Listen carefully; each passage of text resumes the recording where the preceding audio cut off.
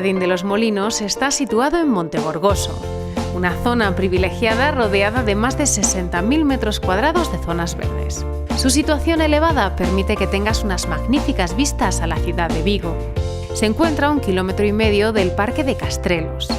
Se accede por la subida Costa, giras a la derecha y coges Rúa Costa.